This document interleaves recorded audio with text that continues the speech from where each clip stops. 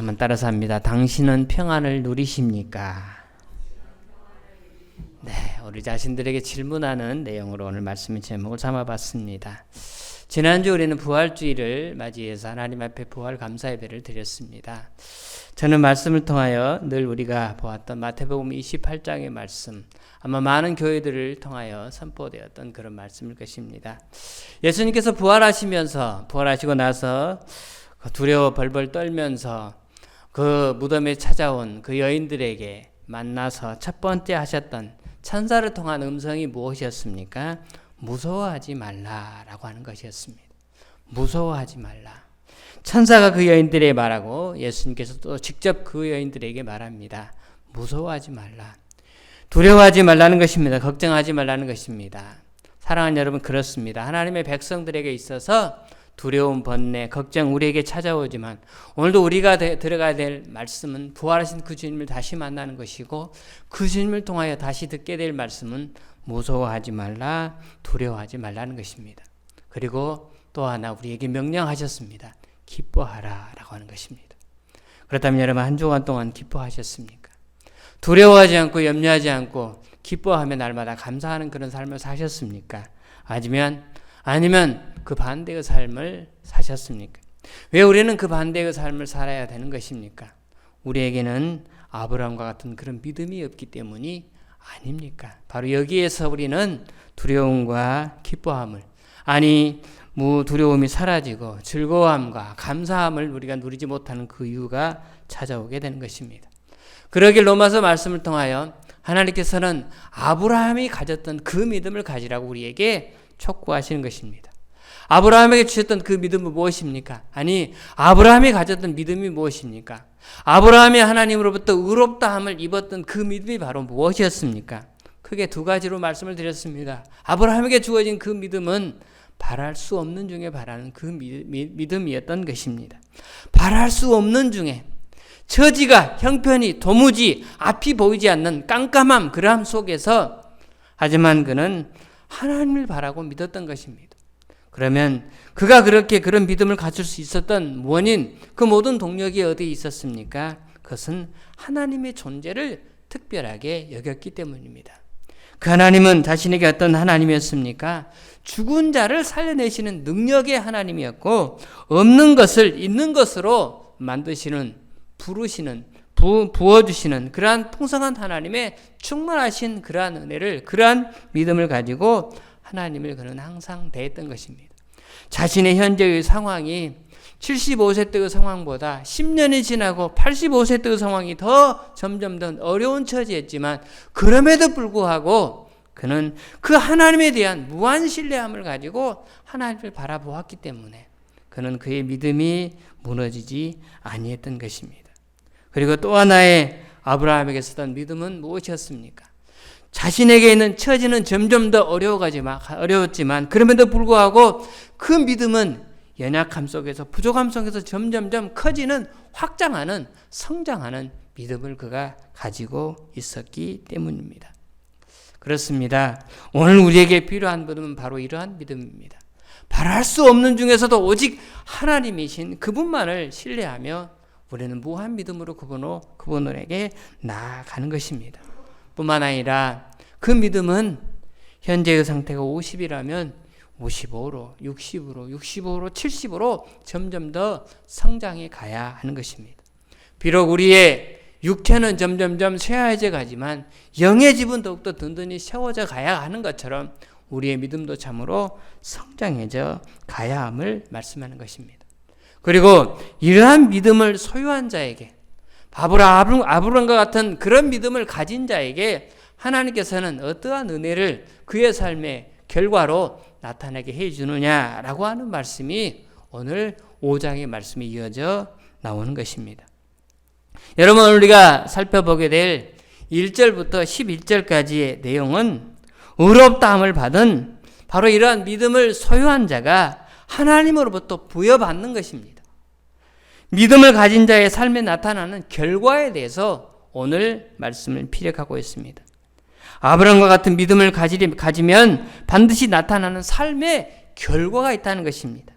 즉 우리들의 삶에다 가져다주는 하나님의 은혜가 있다는 것입니다.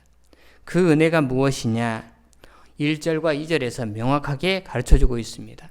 그리고 3절부터 11절 말씀은 그 은혜가 어디서부터 비롯되는 것이냐, 그 근거를, 그 근원을 제시하는 그런 말씀을 우리가 만나보게 될 것입니다.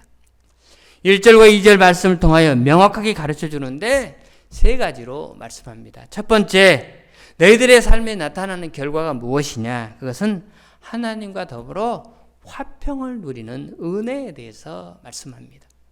1절 말씀에 그렇게 말씀했죠. 우리 1절 말씀 한번 다 같이 보겠습니다.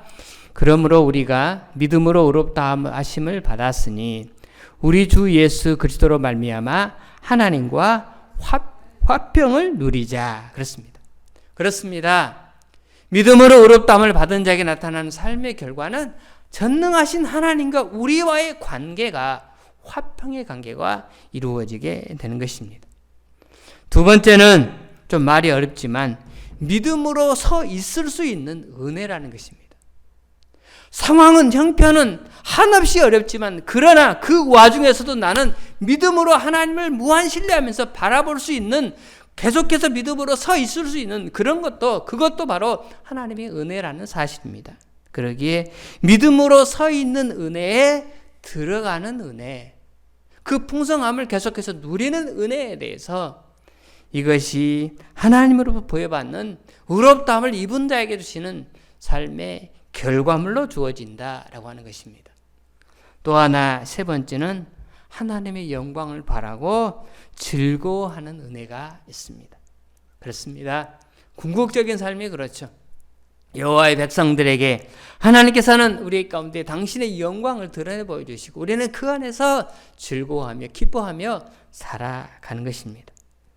바로 이 세 가지, 즉 하나님과 화평을 누리는 것과 은혜의 보좌 위에 계속해서 믿음으로 서 있는 것과 즐거워하는 것, 이것이 전부 이 험한 세상을 살아가면서 실제로 하나님으로부터 받게 될, 부여받게 될 은혜요, 우리의 삶 속에서 전적으로 나타나는 결과다라고 하는 사실을 우리 가운데 필요하는 것입니다.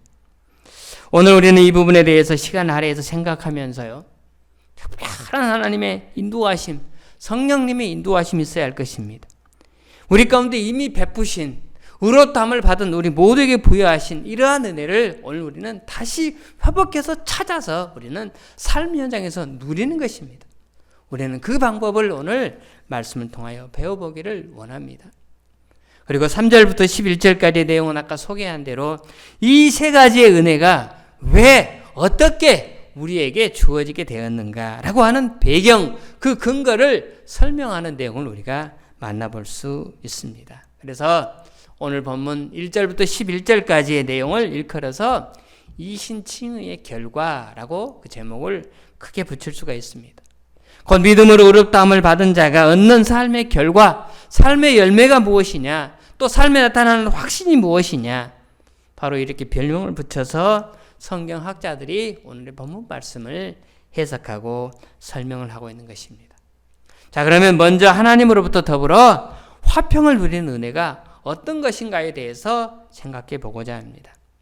사랑하는 여러분, 저와 여러분, 우리 모두는 원래 범죄한 자들입니다. 나중에 이제 5장 이후에 정확하게 설명이 더 가겠지만은 아담의 후손된 우리 모두는 태어날 때부터 범죄자로 이 세상에 출생하게 된 것입니다.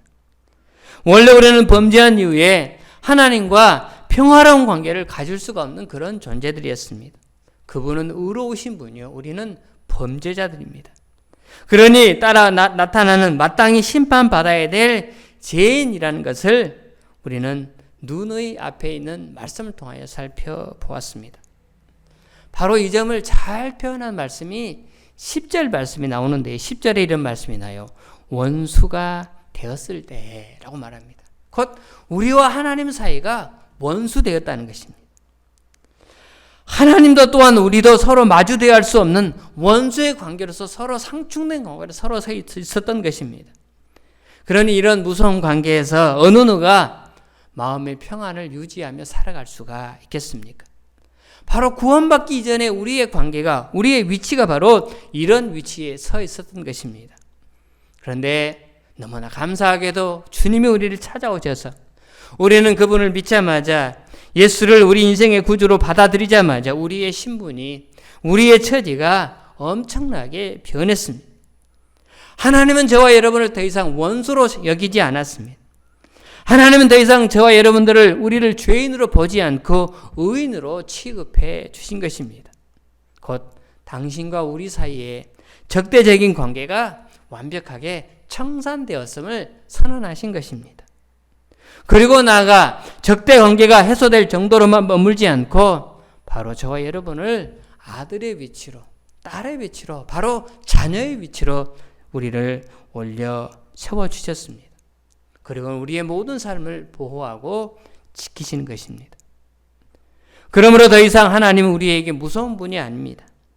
그분은 우리와 항상 따뜻한 얼굴로 우리에게 대하시며 우리와 마음을 주고받는 관계가 되었고 우리는 그 하나님의 넓고 그 따뜻한 품에 기대서 우리의 피곤한 육체적인 이 아픔들을 그분 앞에 다 가지고 나와 평안하게 내려놓고 나는 참으로 평안을 누릴 수 있는 그러한 위치로 하나님께서 우리를 세워주신 것입니다.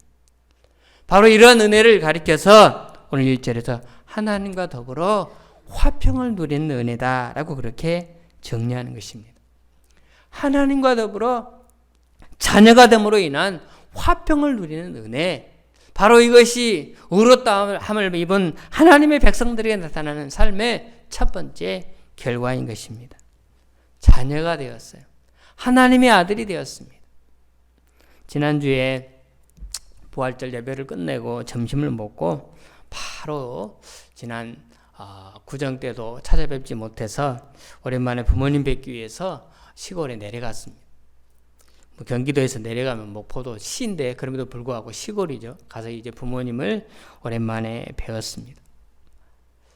처갓집에 들렸다가 저희 집에 가니까 아버님께서 이제 병원에 가서 병원에서 요즘 주일날 대면 예배를 못 드리고 방송으로 그렇게 예배를 드리고 예배를 그렇게 인도하고 저녁에 들어오셨답니다. 뭘 잔뜩 사가지고 들어오신 거예요. 누가 왔다고? 아들 손자가 왔다고. 그냥 얼마나 바리바리 그렇게 싸들고 오신 것입니다. 그리고는 저는 그게 얼마짜리나 되는 줄 몰랐어요. 저녁에 소고기 반찬이 올랐더라고요. 저희 가족들이 내려가면은 저희 아버님이 항상 그렇게 사오신답니다. 이틀 있다가 이제 화요일날 아침에 밥을 먹는데 엄마가 그러시는 거예요. 야, 이게 얼마짜리인 줄 아냐? 조그만 한 팩이에요. 조그만 한 팩입니다. 그 고기를 먹어보니까 여느 고기하고 틀려요. 굉장히 부드러워요. 근데 안심이래요. 안심. 소고기 안심. 근데 이따만한 그 포장 박스에 잠깐 조그맣게 들었는데 이게 얼마짜리인 줄 아냐? 그러면서 엄마가 하는 얘기가 16만 원이래요. 16만 원. 제가 깜짝 놀랐어요. 아니 이만나 얼마 되지도 않는 그게 16만 원이라는 것입니다. 근데 아버지는 그걸 아까워하지 않고 자식 먹이기 위해서 그걸 사가지고 오신 거예요. 그뿐만 아닙니까? 이것저것 과일, 온갖 과일들을 다 사가지고 와가지고. 그렇지 않아도 살 빼려고 애써서 노력하는데 아들놈 또 살만 더 쪄가지고 돌아온 것 같아요. 왜 그렇게 하십니까? 사랑하는 자식을 위해서 부모가 내 아들. 늘 엄마가 저희 엄마가 하시는 얘기가 있어요. 많이 먹어라. 거기 가면 못 먹잖아. 여기서도 잘 먹고 사는데 부모는 자식을 생각할 때 어려우니까 못 먹고 그렇게 살 걸로 그렇게 생각하는 거예요. 사랑하는 여러분, 그렇죠. 하물며 육신의 자식도 이렇게 애비는 자식을 그렇게 귀하게 여기며 귀하게 대접하는데 하나님과 화평을 누리게 된 영적인 아들이 된 저와 여러분들을 향하여 하나님은 어떠한 은혜를 그 무엇도 아끼지 아니하고 아들까지 죽이면서까지 저와 여러분들을 의롭다 하심을 인정하신 그 하나님께서 하물며 그 무엇을 아끼면서 그것만 가져 그러시겠습니까? 사랑하는 여러분, 오늘 우리에게 필요한 것이 무엇입니까? 하나님이 우리에게 이렇게 부어주시는 그 놀라운 수많은 것들에 대한 은총을 우리가 우리의 삶 속에서 잃어버리고 살아가고 있는 것입니다. 오늘 우리에게 필요한 것은, 참으로 우리에게 전적으로 필요한 것은 우리의 삶 속에서 이러한 하나님의 은혜를 회복하는 것입니다. 그 은혜를 체험하며 날마다 살아가는 것입니다. 내 마음이 평안해지더라 하는 이러한 은총의 말씀이 남의 말이 아니고 다른 사람의 이야기가 아니고 직접적으로 내 삶 속에서 내가 직접 경험하는 이러한 하나님의 은혜를 누리며 살아가라고, 그 부활하신 주님께서 두려워하지 말라, 무서워하지 말라, 그리고 기뻐하라, 즐거워하라 명령하신 그 말씀대로 오늘 우리가 살아가라고 하나님께서 오늘 우리에게 또다시 권면하고 있는 것입니다. 사랑하는 여러분, 이러한 은혜를, 이러한 하나님의 은총을 경험하면 어떻게 되는 것입니까? 우리가 삶 속에서 무슨 문제를 만나든지, 우리에게 불안하며 수많은 고통스러운 많은 문제들이 산적해 있지만, 그럼에도 불구하고 하나님이 우리의 아버지가 되신다는 이 확신이 오늘 우리에게 분명히 있다면 우리는 두려움이 사라지게 될 것이고 잃어버렸던 기쁨이 다시 회복될 것입니다. 사랑하는 여러분, 하나님께서는 예수를 우리의 구주로 고백하자마자 우리에게 의롭다 하심을 인정해 주셨고, 오늘 우리 가운데 평안의 은총을 이미 선물해 주신 것입니다. 어느 정도 주신 것입니까? 오늘 1절 하반절에 이렇게 말합니다. 우리 주 예수 그리스도로 말미암아 하나님과 더불어 화평을 누리자라고 말씀합니다. 누리자. 여기서 누리자 하는 말은 누리자, 누립시다 하는 말도 되고요, 누리고 있다라고 하는 말도 됩니다. 무슨 말입니까? 앞으로 누릴 것도 되고 지금 현재 누리는 것도 된다는 것입니다. 과거에도 이미 누려왔는데 우리가 그걸 찾아먹지 못했습니다. 하지만 지금 현재의 상태에서 너 누려라, 그리고 앞으로도 누려라. 이 모든 평안함의 보장은 영원토록 너와 함께할 것이다. 하나님 우리에게 피력하고 있는 것입니다. 이처럼 예수 믿고 의롭다함을 얻은 사람에게 하나님과 더불어 화평을 누리는 것은 그 사람의 권리요, 자연적인 삶에 나타나는 결과인 것입니다. 그래서 제가 여러분들에게 여러분 이걸 누립시다 이런 말 할 필요조차 없는 것입니다.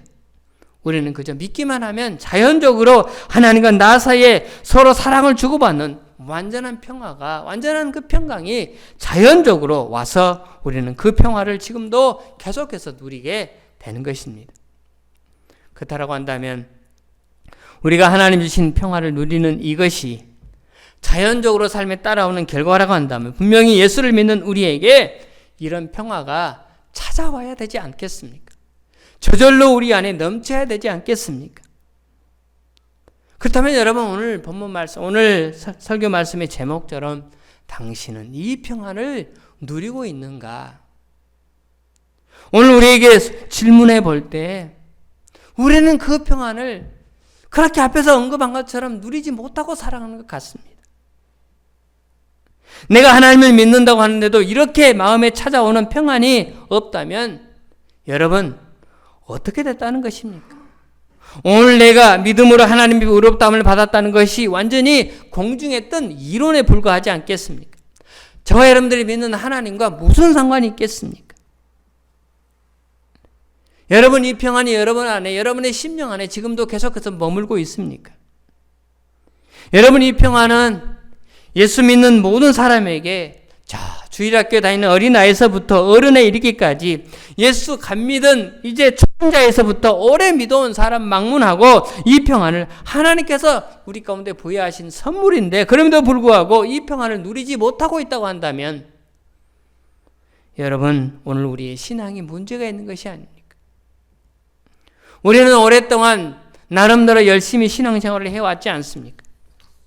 누군가 우리에게 예수를 믿느냐고 물으면 우리는 당연히 믿습니다 하고 큰소리 칠 수 있습니다. 그런데 너는 지금 하나님과 더불어 당신은 평안을 누리십니까? 라고 묻는다면 우리는 지금 대답하는데 약간 지체가 되지 않습니까? 어떤 때는 하나님의 그 평안을 느끼지만 쉽고 그 평안이 깨어져 버리지는 않습니까? 나름대로 기도 생활하고 성경 말씀 읽고 묵상하고 애를 써보지만 마음속에 일어나는 갈등과 불안과 공포는 계속해서 사라지지 않고 있는 것이 오늘 우리의 처지가 아닙니까? 그렇다고 한다면 믿음으로 의롭다함을 받은 자가 당연히 누리는 이 하나님과의 평안을 누리지 못하고 있는 것입니다. 그렇다면 안타깝게도 여전히 우리는 하나님의 그 은혜 밖에서 머물고 있는 것이 아닙니까? 어떤 점으로는 크리스천으로서의 비정상적인 위치에 서 있다라고 해도 틀리지 않는 말이 될 것입니다. 그러므로 오늘 우리에게 이 평안을 절대적으로 회복해야 하는 것입니다. 그리고 회복하기 위해서는 우선 무엇이 나의 평안을 사라지게 만들었는가? 나의 평안을 방해하고 있는가? 무엇이 나로 하여금 하나님과의 평안을 누리지 못하도록 짓밟고 있는가? 나의 평안을 가로막고 있는가? 라고 하는 부분을 우리가 생각해 보아야 할 것입니다. 개인에 따라서 다양하게 많은 이유가 나올 것입니다. 본질적으로 따지면 하지만 두 가지 정도로 요약해 볼 수가 있을 것입니다. 하나는 우리 안에 있는 죄책일 것입니다. 그리고 또 하나는 나의 불안전성일 것입니다. 죄책이 무엇입니까? 죄에 대한 가책이죠. 죄에 대한 가책을 약자로 죄책이라고 하죠. 내가 과거에 범한 어떤 일에 대해서 양심적으로 고통을 당하는 그러한 불안을 말하고 있습니다. 우리는 과거에 많은 죄를 지었습니다. 그런데 어떤 죄는 하나님 앞에 회개했습니다. 그래서 용서함을 받았습니다. 그래서 깨끗이 잊어버립니다. 하지만 어떤 죄는 10년이 흘러도 20년이 흘러도 계속해서 내 마음속에 남아서 나의 양심을 찔러대는 그러한 요소들이 남아있습니다. 쇠못으로 내 양심을 콕콕 찌르듯이 우리에게 고통을 안겨줍니다. 다 옛날 죄인데 잊어버려도 될 만한데 회개했음에도 불구하고 여전히 그 죄 가운데서 두려워하는 우리의 안타까운 모습인 것입니다. 이러한 죄책이 우리의 마음을 산산히 짓밟아버릴 때가 너무나 많이 있습니다. 또 하나의 것은 나 자신의 불안전성 때문에 괴로워합니다. 여러분, 이 불안전성이라는 말은 뭐냐면 믿음으로 의롭다함을 자신에게 나타나는 자주 노출되는 옛 나의 자아의 상태를 말하는 것입니다. 옛 자아의 추태를 말하는 것입니다. 아니, 예수 믿고 이만큼 신앙생활 했으면 이 마음도 좀 변해야 될 게 아닙니까? 좀 더 선해져야 될 게 아닙니까? 그런데도 아직도 시커먼 자신의 속을 들여다볼 때, 또 욕심과 자아에 붙들려서 살아가게 될 때, 우리는 내 자신의 불안전성 때문에 우리는 힘들어하는 사람들을 우리가 많이 보게 됩니다. 이웃들과 가족들과의 관계에 있어서도 좀 덕이 있어야 되고 하는데, 내가 하는 행동도 남이 저 사람은 보면은 참 예수 믿는 사람 같구나 라고 하는 소리가 좀 들려야 하는데 그러지 못할 때가 너무나 많습니다. 예배를 오늘도 드리고 열심히 드리고 하나님 말씀 전하고 하나님 말씀을 열심히 듣고 우리가 또 이 성전문을 나서지만 금방 돌아서서 소리치고 고함치고 성질을 부리는 이 언행 심사를 볼 때마다 우리는 나 자신의 불안전성 때문에 괴로워할 수밖에 없습니다. 안 그래야지. 그렇지만 나도 모르게 무너집니다. 가끔씩 우리 교회 바로 옆에 이쪽에 회사가 있잖아요. 그 회사의 직원들이 교회 앞에서 담배를 피워요. 그 모습을 보면 참 배기 싫어요. 어떤 직원들은 좀 가서 쓰레기장에 쓰레기 버리는데 그 앞에 가서 일부러 피우거든요. 그런데 꼭 어떤 직원들은 교회 바로 성전 앞에서 담배를 피웁니다. 그래 내가 한 두 분에게 개인적으로 부탁의 말씀을 드렸습니다. 제가 여러분 회사의 앞에 가가지고 여러분들 보기에 좋지 않는 모습을 보인다면 여러분들이 좋겠습니까? 아니 자기 회사 앞에서는 피우지 않고 왜 남의 교회 앞에서 꼭 하필이면 교회 앞에서 담배를 피우고 계시느냐고. 몇 발짝 좀 더 가시면 안 되시겠느냐고. 강단이니까 제가 말을 이렇게 좋게 하죠. 그분들 만났을 때는 저도 모르게 막 인상이 써집니다. 얼마 전에는 저희 어머니가 가족톡을 통해서 한 분의 그 목사님의 그 자기 경험담을 문자로 이렇게 길게 쓴 글을 보내온 적이 있었습니다. 개척교회 하시는 목사님인데요. 지하였어요. 근데 지하의 계단에 여학생들이 모여서 담배를 피우는 것입니다. 담배를 피우면 담배만 피웁니까? 꽁초만 보입니까? 침을 탁탁 뱉어서 사방에 다 늘어놓는 것입니다.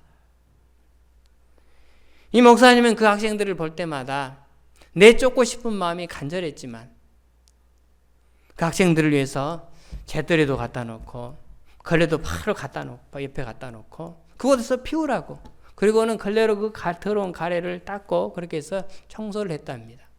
그리고 한 2년이 지났는데 나중에는 그 학생들이 다 그 교회의 교인이 되었대요.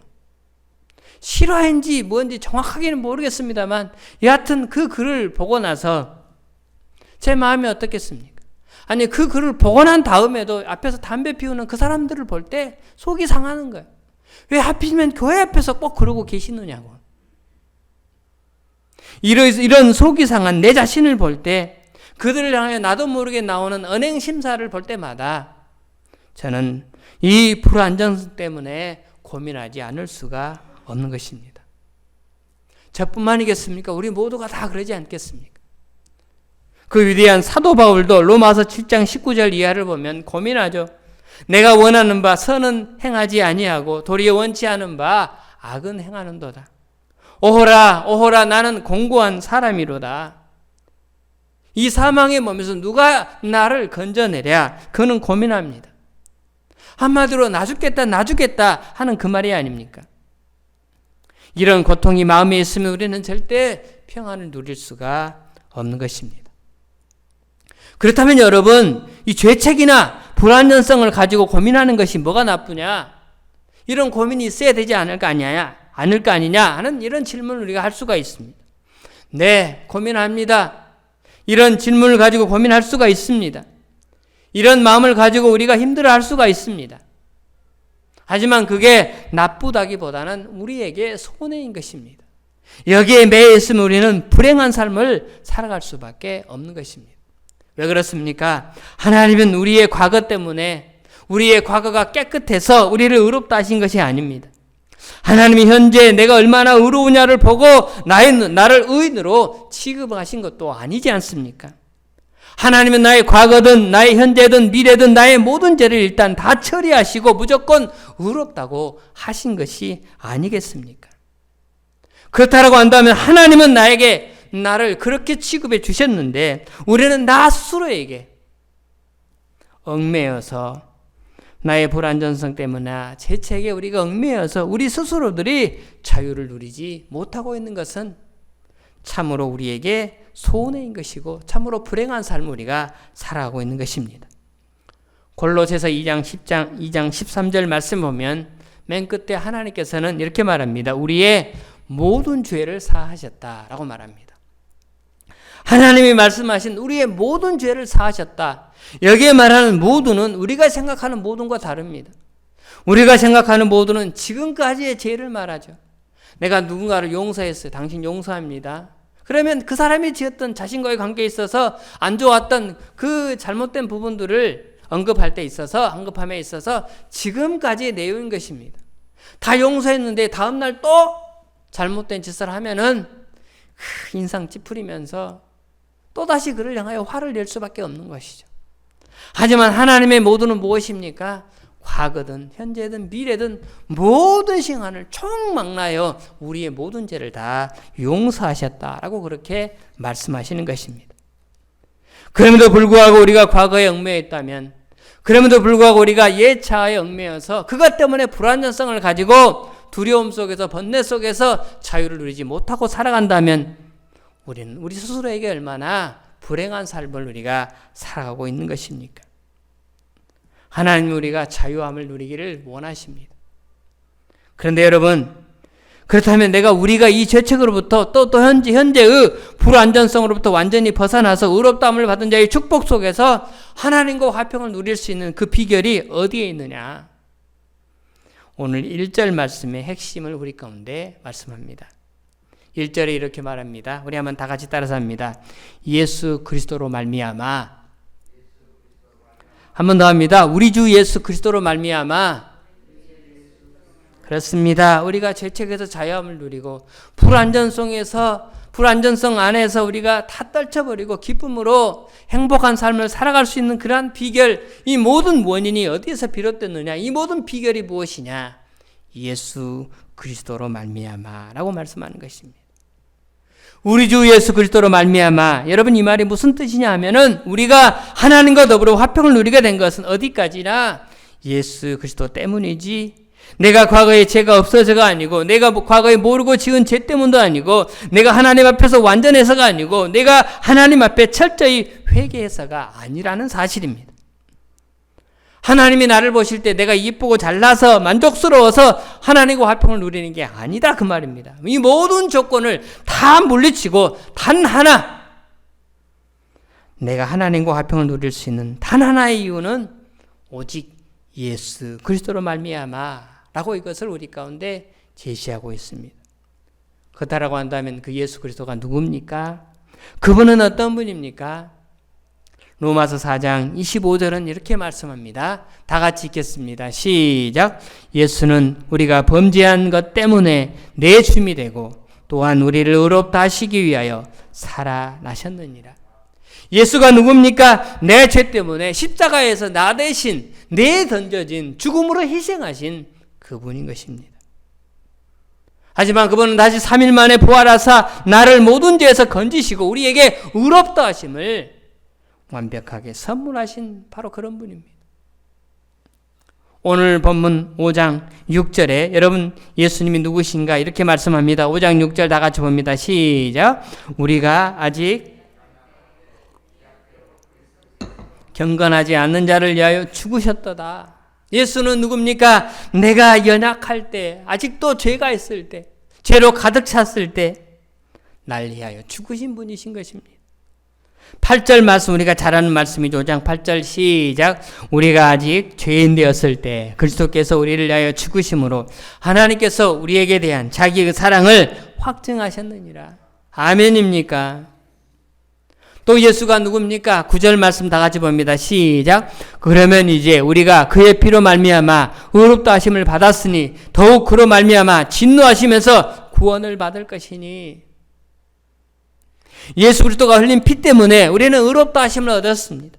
그로 말미암아 하나님의 진노에서 우리를 완전히 빼내신 분이 저와 여러분이 믿는 예수 그리스도라는 사실입니다.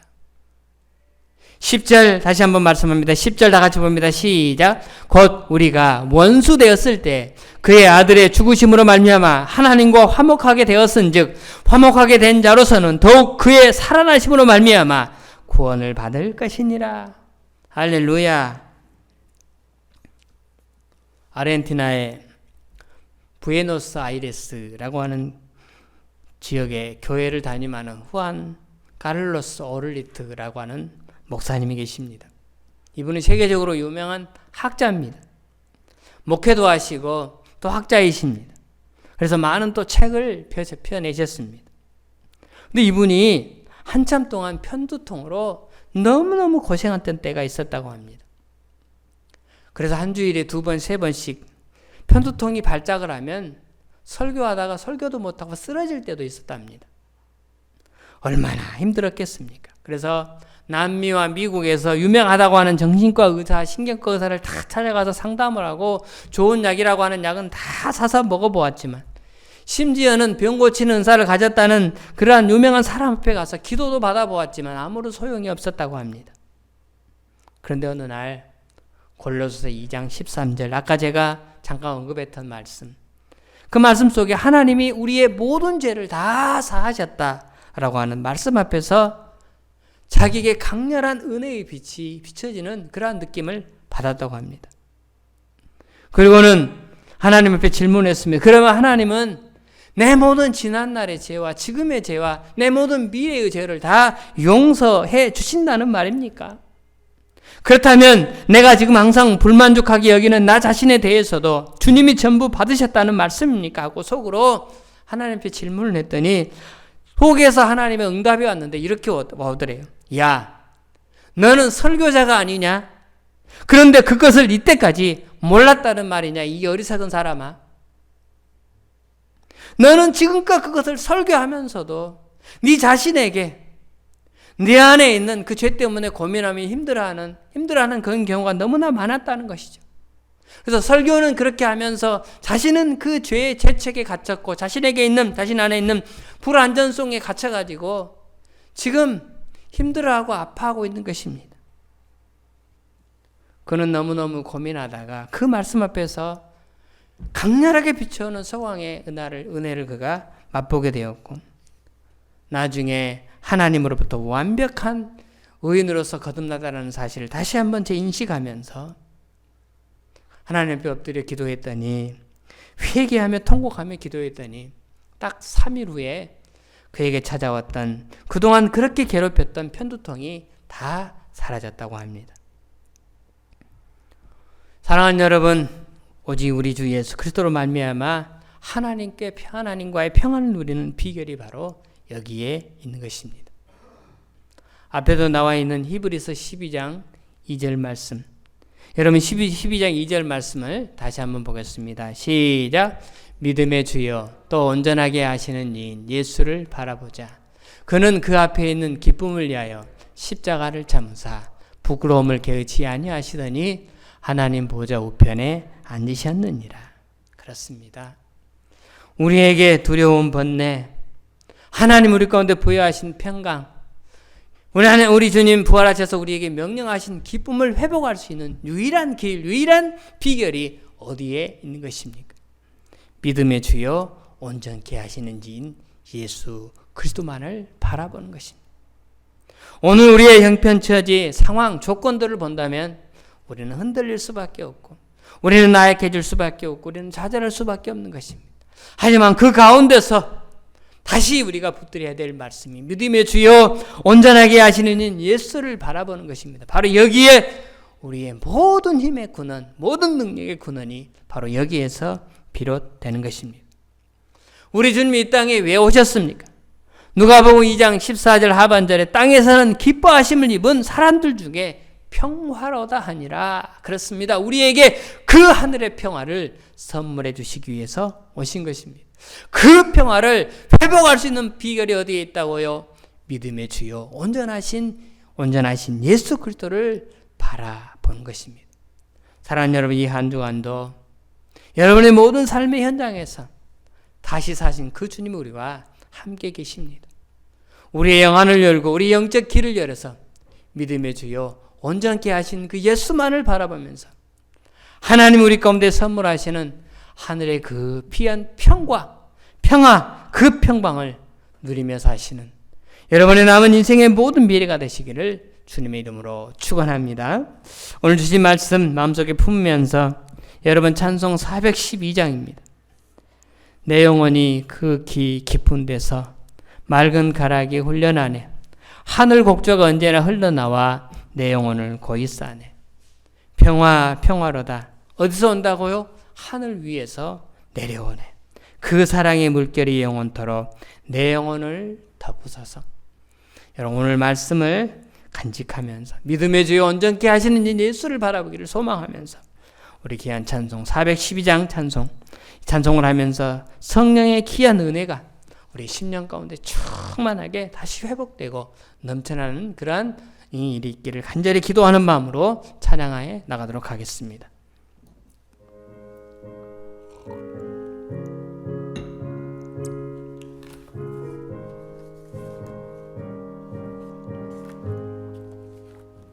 내 영혼의 그 깊은 데서 맑은 가락이 훈련하네. 하늘 곡조가 언제나 흘러나와 내 영혼을 고이 싸네.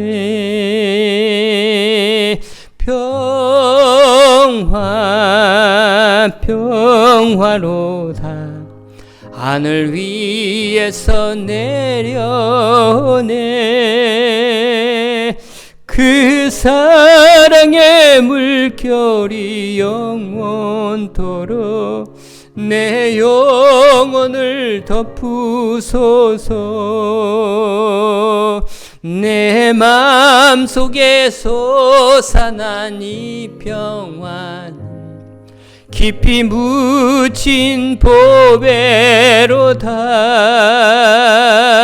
나의 보화를 캐내어 가져갈 자 그 아무도 없으리라.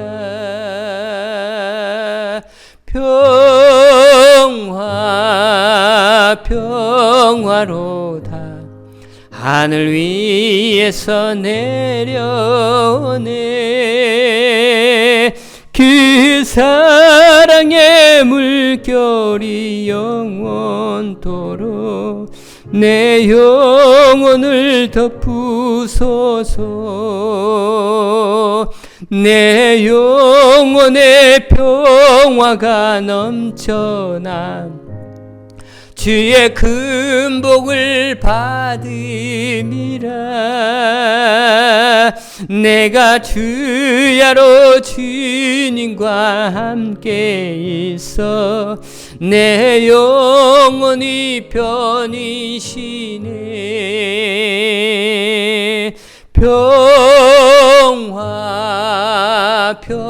평화로다. 하늘 위에서 내려오네. 그 사랑의 물결이 영원토록 내 영혼을 덮으소서. 이 땅 위에 험한 길 가는 동 참된 평화가 어디 있나. 우리 모두 다 예수를 친구 삼아 참 평화를 누리겠네.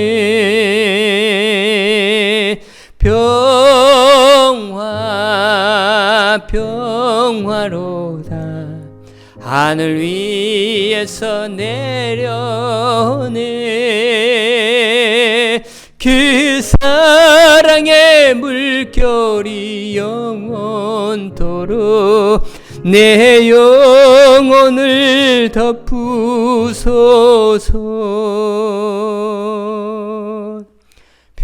평화로다. 하늘 위에서 내려오네. 그 사랑의 물결이 영원토록 내 영혼을 덮으소서. 간절히 사모합니다. 이미 우리 가운데 부여한 그 평안을 다시 회복해 하여 주옵시고 남은 인생 그 평안을 잃지 않도록 주께 날마다 성령으로 충만케 하시고 그 평안으로 날마다 기뻐하는 삶을 누리고 살아가는 하나님의 그 마음대로 하나님에게 자녀다운 삶으로 이 땅을 풍성히 누리며 살아가는 온 지체들, 귀한 가족들 다 되어지게 하여 주시옵소서.